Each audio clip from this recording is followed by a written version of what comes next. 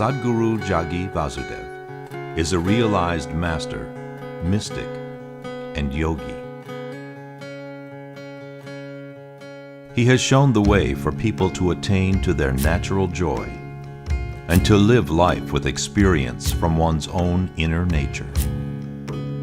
His presence is filled with grace and compassion.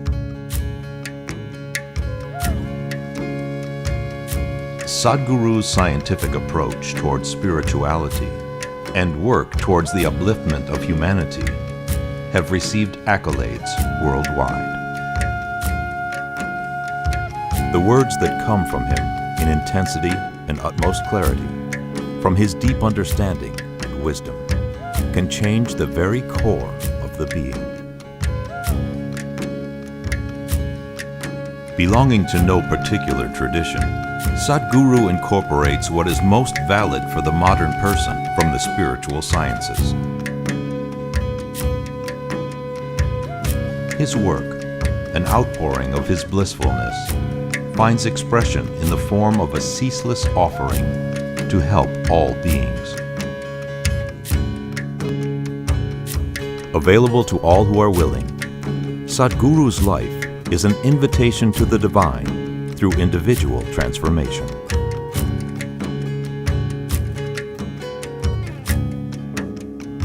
Welcome to the silent revolution of self-realization.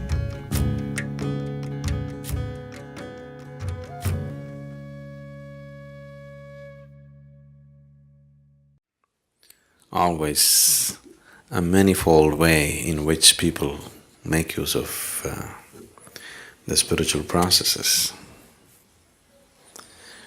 For some people, in many places, spirituality and all the spiritual, what do you call them? What are those talks called in Hindi? Pravachans. All that pravachan, everything is just an escape from the mother-in-law or cooking. For some, it's an intellectual entertainment. For some, they're seeking to learn something. They want to know something new.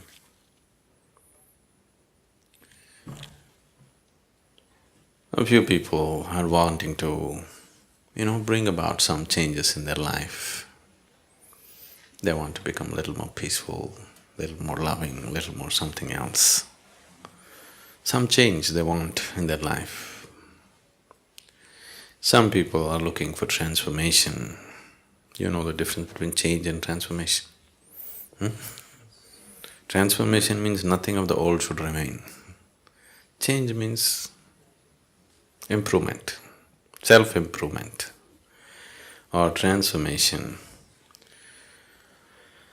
Or some people just really wanting to get lost into it, dissolve into it. So many ways and people are approaching the same thing. It's which is the best way? I wouldn't say which is the best way because according to each person's needs, that's how they seek. You can't prescribe the best way to anybody. Right now, generally the human nature is such that whatever they don't have, that's what they will seek. They don't have health, they're seeking health as if it's the ultimate thing. If they don't have money, they're seeking money as if it's the ultimate thing. If they don't have love, they're seeking love as if it's the ultimate thing. Whatever they don't have, that's what they're seeking. That reminds me, this happened when we were in Trichy. You know Trichy? Tiruchirappalli? It's a medium-sized town in Tamil Nadu. In high school, the teacher came and asked the students, 8th or 9th standard children, if God appears in front of you, and gives you a boon, what will you ask? One boy said those days, Maruti car. I want a Maruti car. Somebody said, I want a bicycle. Somebody said, I want, 10 lakh rupees. Like this they went on. Then the teacher said, you idiots, what will you do with all these things? Ask for intelligence. Ask for knowledge, ask for intelligence. Why are you asking for all these things? So one boy stood up and said, everybody asks for what they don't have.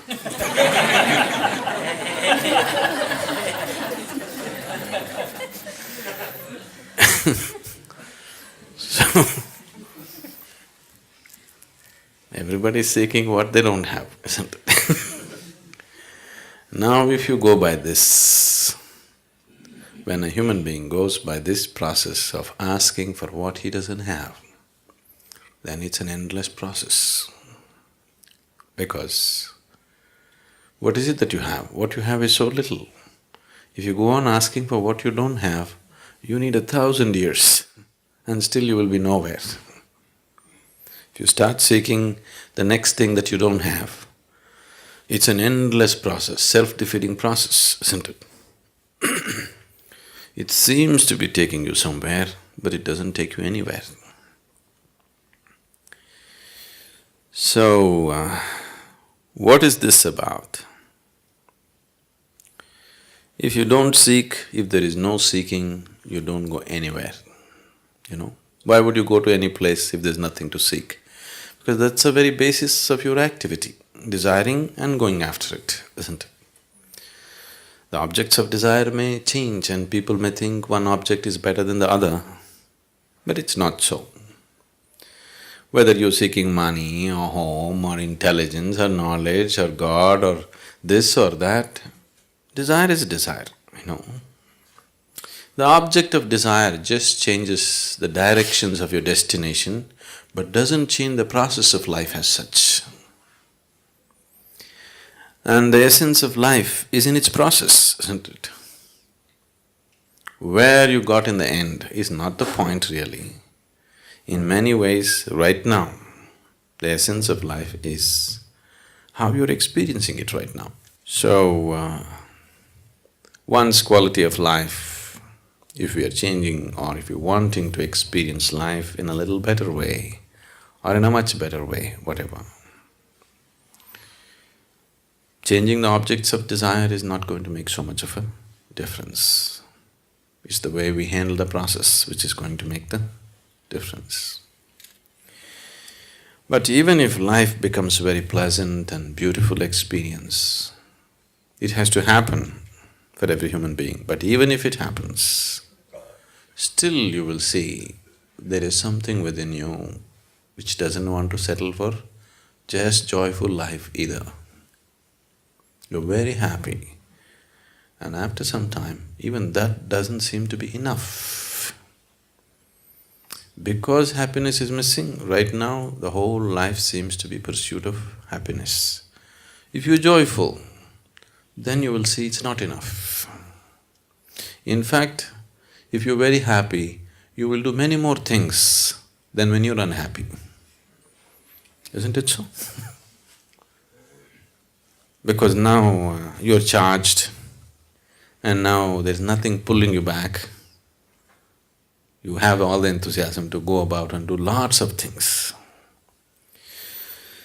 So there is something that this life is longing for.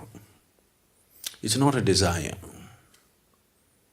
it's its destination. It is not something, a desire that you created or I created. It is just longing to go towards a certain destination. The only choice that we have is either to move towards this destination consciously or unconsciously. Anyway we are moving. Whether to go towards it consciously or unconsciously. If we are dragged towards something unconsciously, even if we are dragged towards heaven, we will suffer the dragging, isn't it? Yes? Now we grab you and we'll drag you out. You don't know where you're being dragged. You will suffer this. We will take you and put you on a beautiful beach. But that's later. But right now, all along from here to there, you are going to suffer it terribly, isn't it? So if you walk towards anything or if life drags you towards a certain direction and you are unconscious about it, you will suffer the process immensely. So if you look at it consciously, if you go towards it consciously, then the process becomes beautiful. That's all the choice we have really. And once we are conscious, we naturally hasten the process. Whatever we are unconscious of, and that level we suffer, you must understand this. See, right now you're driving on the street. You are completely unconscious of who is coming behind you, who is coming in front of you. Now you are going to get into one kind of physical suffering. Because you are unaware of the physical reality, physical suffering will come, something is going to break, isn't it?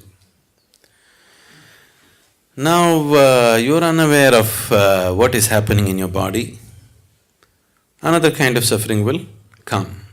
You're unaware of what's happening in your mind, another kind of suffering will come. You're unaware of what's happening in your family, another kind of suffering will come. Similarly, wherever you're unaware, that level of suffering will come to you. Is it so? You're getting… this is a holiday, you're getting dead serious.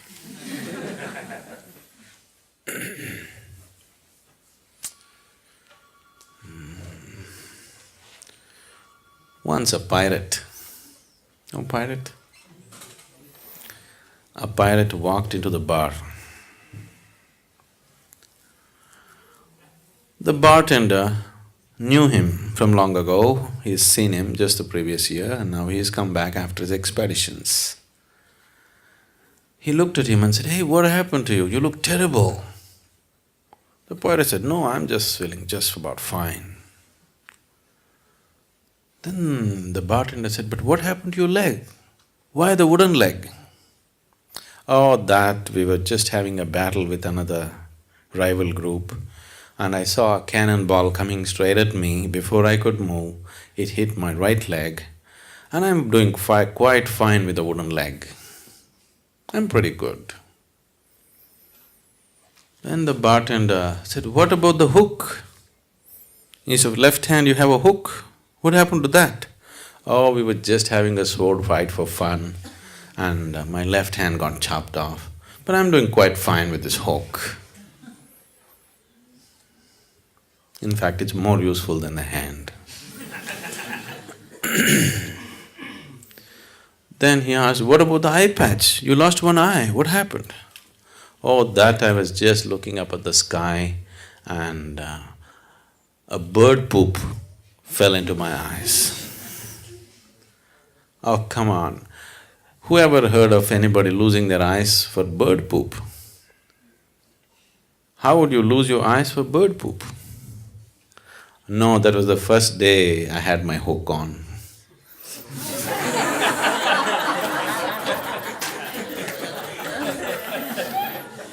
Whatever you're unaware of, there you suffer, isn't it? There, that brings suffering to you. So, we're talking about awareness, awareness, awareness. Awareness is not something that you do actually. In fact, the less you do, the more aware you become within yourself. The less your activity becomes inside, what you call as me, the less that becomes, the more your awareness becomes. The less your personality becomes, the more your presence becomes always. Personality means you have to do a lot to keep it up, isn't it? Yes. Most of the activity that you're doing to keep up your person is unconscious, but you're doing enormous activity to maintain a certain personality, isn't it? If that activity gets lowered, suddenly awareness gets heightened, because awareness is not something that you do. The very life is awareness, isn't it? The very basis of life is awareness. You know that you're alive only because you're aware, isn't it? If all awareness disappears, at least on this level, we can call it death. So, spirituality is not something that you do. If you stop doing all your nonsense, you're spiritual. You know? Unnecessary nonsense if you stop, spirituality is, it's not something that you have to do and make it happen or create it. It's not so. But still, why… if that is so, why am I doing my pranayam in the morning? Oh even in a resort they made us do it.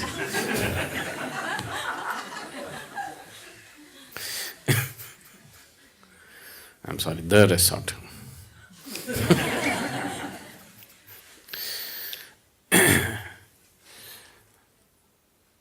That's because there is no breaks in your activity. What you do within yourself, you have no breaks on it. So, we are creating a certain physical, mental and energy situation where everything gets diverted from your activity. Slowly, the practice establishes a situation where the life energies raise to a certain pitch and intensity that slowly the activity becomes insignificant. It's still there. It's still happening. You've seen this in Shunya meditation, you just said. Activity is still happening, but it's insignificant. The same activity which was so significant has become insignificant. We have not stopped it. We have not done anything to hold it down, but somehow it has become not so important. You see this happening? When you just sit and meditate in Shunya, everything is happening, but it's no more important. It's lost its significance. It's lost its impact upon you. It's lost its influence upon you. It doesn't mold you anymore. All the activity of the mind stops molding you. You are no more being molded by that activity. This this whole distortion that we have done to life in the form of creating our person. See, when you create your personality, because it's created mostly unconsciously, just a small part of it may be conscious, the rest of it is all unconscious, isn't it? When you create your personality, somewhere, in one way, it means somewhere you thought, Creator has not done a good enough job on you, isn't it? If it needs improvement, definitely He did not do a good enough job on you, isn't it so? So why would you feel that such a grand creation is not good enough? Something that's so enormous and fantastic is not good enough, why?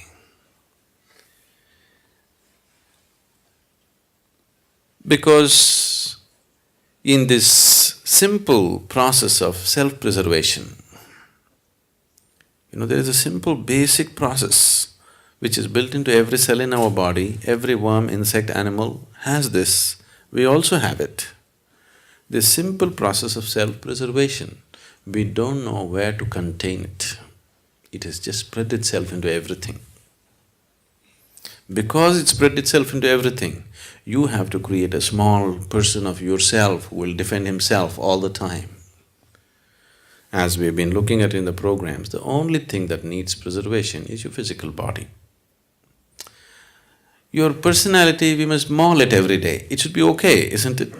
If every day if you can make mincemeat out of your personality, you could create another one tomorrow morning, isn't it? Isn't it so? We've been trying to do that gently, because if I go very hard at it, you'll run away. Gently, step by step, we're trying to make mincemeat out of your personality so that it becomes a flexible aspect. You cannot live without a personality. You need one to exist here, to go about in the world, do your work, manage things. But if it's a flexible thing, that in different places, as it is necessary for the situation, you can put on the right kind of personality, then it would be fine. But right now, it is like a rock, it sits on you all the time. Anything that doesn't fit into its ambit, it makes you suffer, isn't it? Who drew this caricature that you call as myself? Definitely yourself, but influenced by so many people around you. You know, you're 15, 16, you go and watch a Amitabh Bachchan movie, you come home and try to walk like him unconsciously. Yes, isn't it? Sometimes maybe consciously, but most of the time unconsciously, isn't it? So, this caricature came into existence because of all kinds of bits and pieces that are gathered.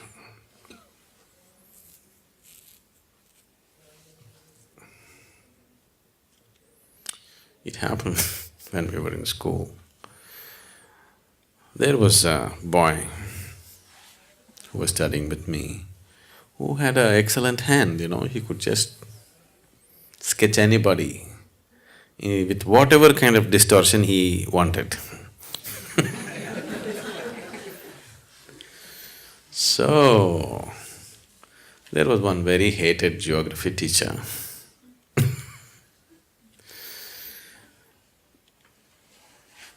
And when he entered the class, this boy had a horrible caricature of him ready on the blackboard. Badly distorted, but everybody can clearly recognize who it is. With all kinds of very bad distortions on him. Then he walked in and as usual he walks into the class always with a temper. Whether he's talking about the grasslands in America or he talks about the deserts in Africa, he's always in bad temper.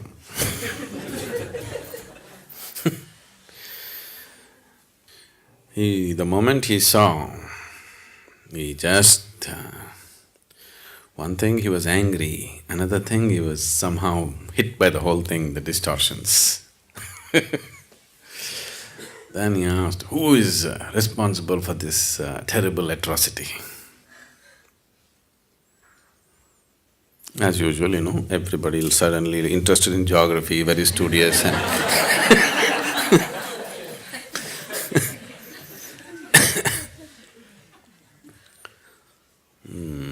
Then he repeated again, who is responsible for this atrocity? He thinks it's an atrocity. We thought it was an appropriate thing. Then somebody made up their mind and stood up and said, we really don't know, but it should be his parents.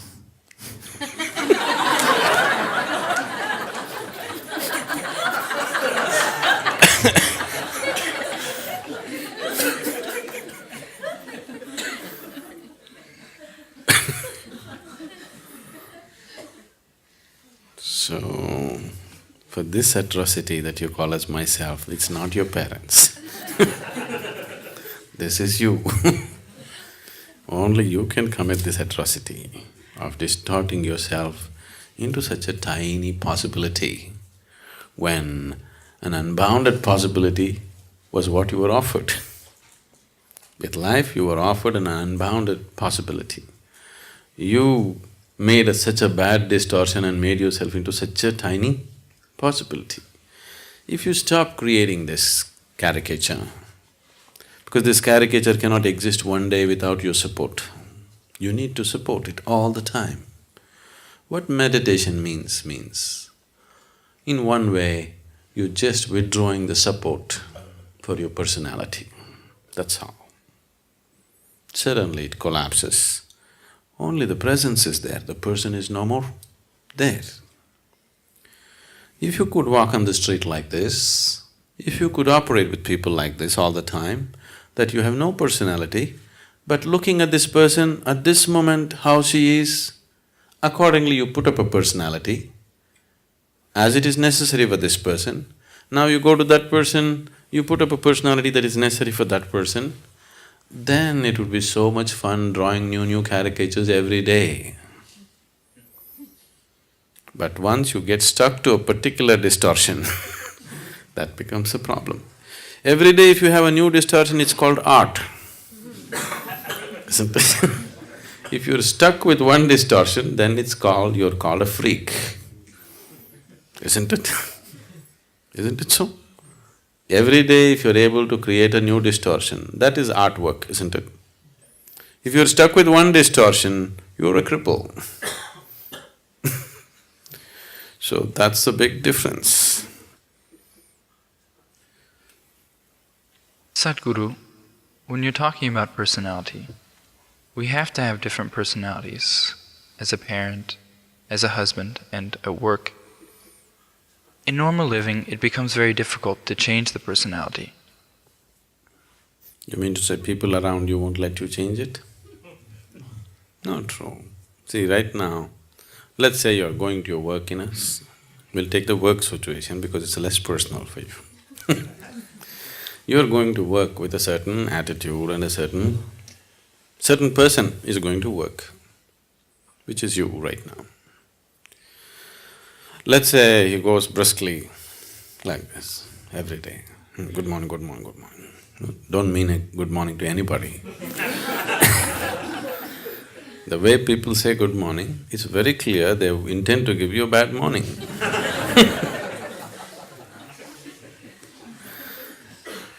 So, suppose you are going like this. Tomorrow morning, if you go, really say good morning to people and smile at them and maybe hold their hand and ask some personal question, talk to them and go in, maybe you'll waste 5–10 minutes going into your office. But if people around you are happy, you'll have a lot of extra time on your hands because they'll run around and do things better, isn't it? If you have people who are sitting there with a grouse, then, they will make your life miserable in so many ways. Not one way. You have to live with them, but these people have a grouse against you. They are going to make your life so bad, isn't it? Now, can I change my personality every day? Won't it confuse people? Not at all. They would enjoy you most. Isn't it so? And will it bring down your efficiency of work? Definitely not. It is not because of the compulsion of the situation you've gotten stuck with one personality. It is just that the whole construction of the personality has happened in unawareness. That's why you're stuck with one personality. Now you said, we have one kind of personality at home, another with children, another with work and outside. If you look at it, it may not be true. You may be functioning in different capacities. The requirement of how you function may be different, but still the basic personality may be same everywhere. The underlying personality is still the same. You can change that also and it'll be so much fun for you to change that. It'll be absolute fun for you to change that because you can experience a whole new person all the time. After all, it's your creation. So why should it be limited to just one way? If God had fixed a personality for you, that's all there is. But when you have built it, like you change your clothes every day in different ways, isn't it? But most people cannot even change that, isn't it? They've gotten used to a certain thing and that's all it is, isn't it so? I think we should have done something today. Everybody should dress in a completely different way and come. Not your usual kind of clothes. You're wearing pants all the time, today you wear a saree and come. Just loosen yourself up a little bit, it's important. The reason why what is the very essence of life is missing in people's life is because they become stiff. And spiritual people are stiffer than anybody else. Isn't it? They're so stiff.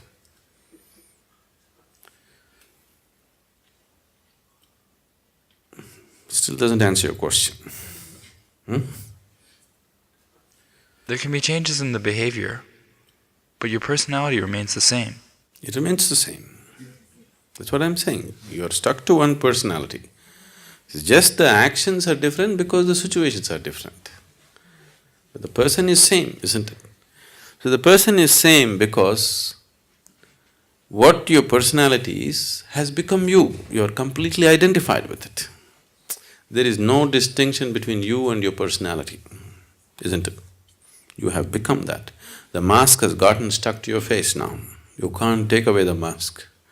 If this mask has to come off, we need something to loosen the glue which has gotten stuck to this.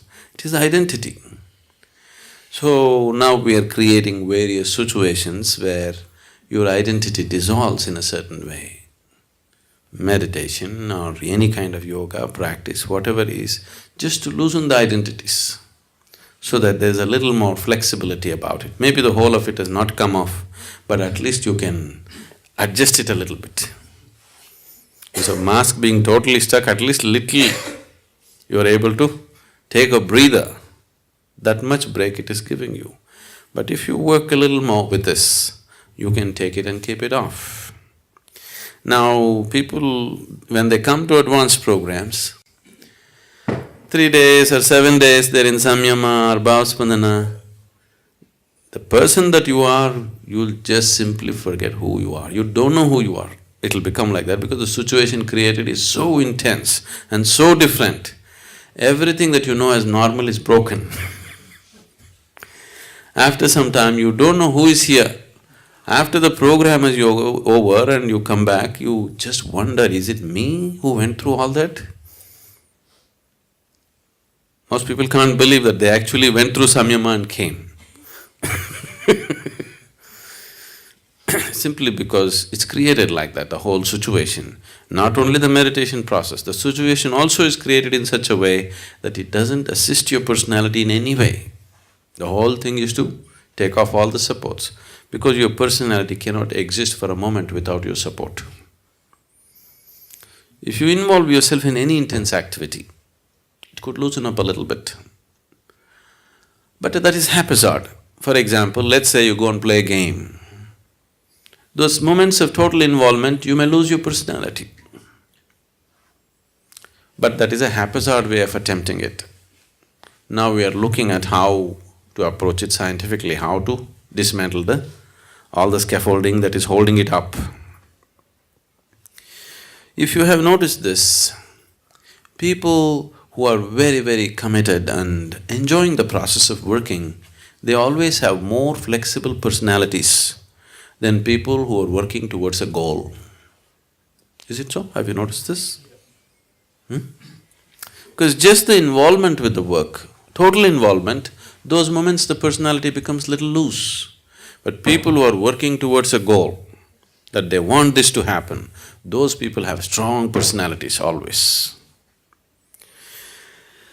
The fundamental basis for your personality, the building blocks for your personality is likes and dislikes. I like this, I don't like this. A complex system of likes and dislikes is what your personality is, isn't it? See, what's the difference between you and the next person? Your likes and dislikes are different, isn't it? Now, the basis of yoga is just this, to help you beyond these likes and dislikes. Whether we're talking responsibility or inevitability or whatever else we're talking, fundamentally it is to destroy the process of like and dislike. See, existing in the world with likes and dislikes is a very foolish way to exist. But unfortunately, the logical mind thinks, I'll do what I like, this is my freedom. The very basis of your bondage is in your likes and dislikes, but your mind makes you believe doing what you like is your freedom. Isn't it? All the time, everywhere in the world, people believe doing what I like is freedom. Please look at it carefully. The very fundamental basis of your bondage is in like and dislike. To operate sensibly here, even in the physical realm I'm saying, even to operate with your work or family, whatever, Likes and dislikes make you do stupid things. I like this person, I don't like this person. Now, I cannot function from what is needed in this moment, isn't it? Isn't it so? Now, I don't like this person. Even if this person is doing something wonderful, I cannot see it anymore. Do you see this happening to yourself?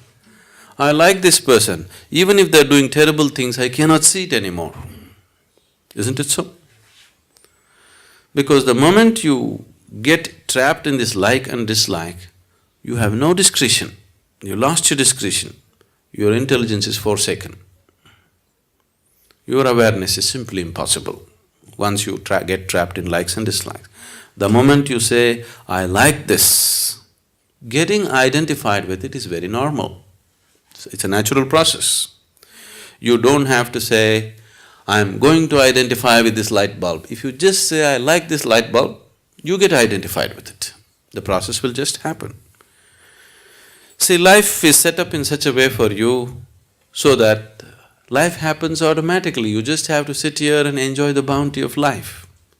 But now the problem is, we are setting this forth in a wrong direction, so it is creating suffering.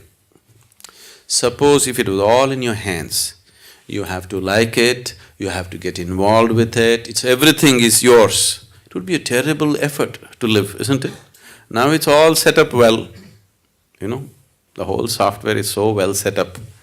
If you just say, I like this, getting involved in it, dreaming about it, this, that, everything just happens by itself, isn't it? Everything that is necessary to take you in that direction just happens, isn't it so? So, this is just life assisting you, but it has no discretion. If you like hell, it'll take you to hell. It happened once.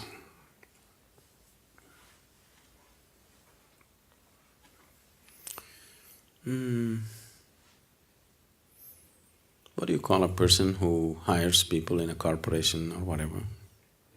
HR? Okay. The HR director in a corporation died and went to heaven. There, Saint Peter said,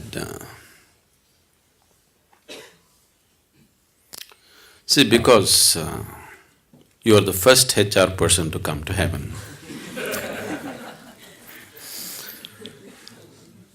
we will give you a choice.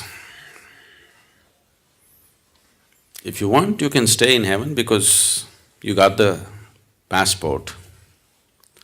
But before you go to heaven, if you want, you can have a view of hell. If you wish to stay there, you can also stay there. This is a lady HR person. She said, no, why would I want to go to hell? I want to go to heaven. He said, why wouldn't you want to have a look at it? I said, okay. She got in the elevator, went ding down.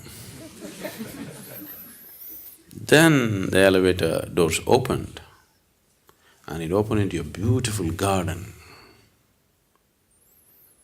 On the poolside, very beautiful people are swimming, sunbathing, and there's a wonderful golf course, and then a nice clubhouse, the works. She said, oh, this is great hell. She had a view of that, and then Saint Peter said, okay, you have a view of heaven, then you choose. Then she got in the elevator, it went up. Supposed to be down and up, okay? That's a direction, at least you better know. Now we are down.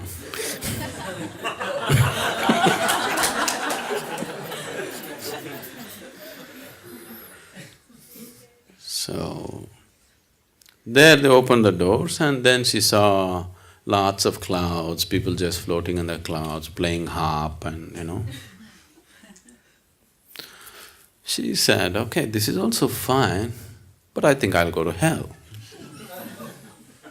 All my friends are there, this golf, I'll go. So they put her in the elevator, she just went down, and again the doors opened. It was a harsh desert.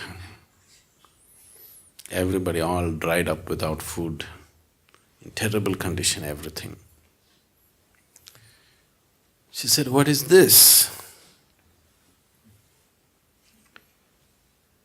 Last time when I came, there was a garden, there was a pool, there was a golf course. What happened?" So they said, that was just the first day, you know. Now you're staff.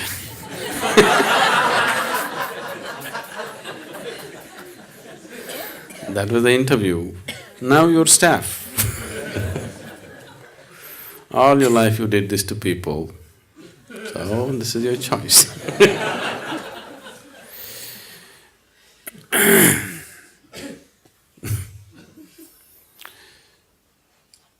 Your personality. I don't know, if you're working in places, at least if you're HR, is there anybody HR? Oh. Especially if you're HR, maybe, you also. You're supposed to size up a person, you know. Somebody new walks into your office, you're supposed to size them up, where they will fit into this whole machine of an organization. So, if you're willing to look, people's personalities are always hanging out, you know. They need not say anything, they need not do anything. If you just look at them properly, the very way they stand, sit, you don't need any great yogic intuition. Simply a simple observation of a person, the very way they stand, the way they hold their hands, the way they smile, the way they do things, their personality is just hanging out of them. So it's so obvious to everybody except to yourself, you know. That's the whole thing.